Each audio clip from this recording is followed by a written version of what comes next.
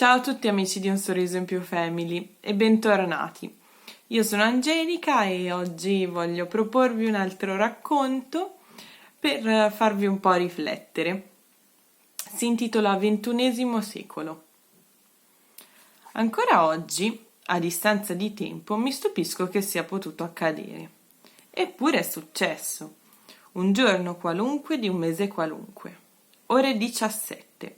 Sull'autobus linea 17. Fortunatamente sono seduta. In meno di 2 fermate il bus era pieno. Orario di punta, dicono. Marcia lenta, tutti pigiati uno sull'altro. Fortunatamente sono seduta.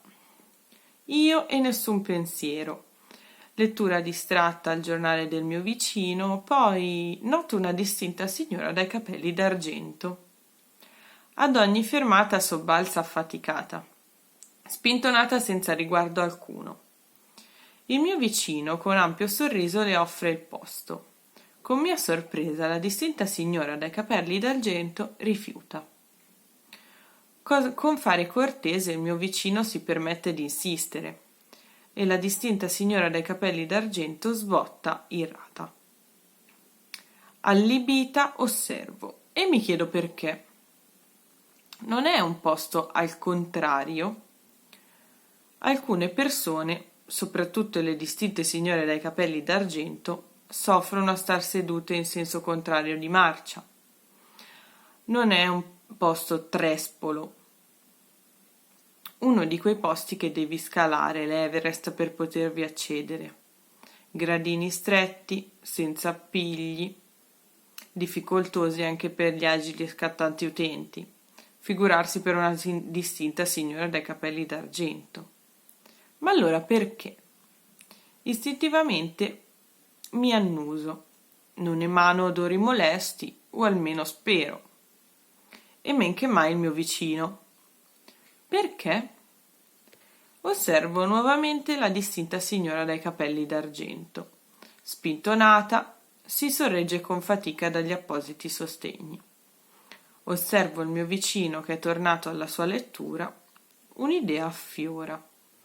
Dopo qualche altra fermata, una voce grossa di un tipo appena salito alle spalle della distinta signora dai capelli d'argento tuona vergogna.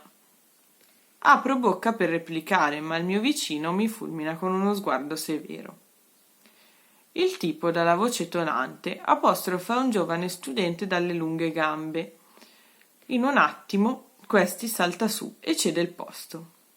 La distinta signora dai capelli d'argento, amabile, ringrazia tutti. Da quella cara nonnina che è, dà pure un buffetto a quel bravo ragazzo così volenteroso. Quell'idea affonda radici. Non posso evitare lo sguardo del mio vicino. Fiero mi scruta e quell'idea miseramente trionfa. In meno di un minuto a passo dal rosso vergogna al livido indignato al pallido desolato. E solo allora realizzo: il mio vicino è un distinto signore di colore. Lui. Questo ancora accade sull'autobus linea 17 in ora di punta di un giorno qualunque, di un mese qualunque, del XXI secolo. Spero che il breve racconto vi sia piaciuto e ci vediamo al prossimo video. Ciao!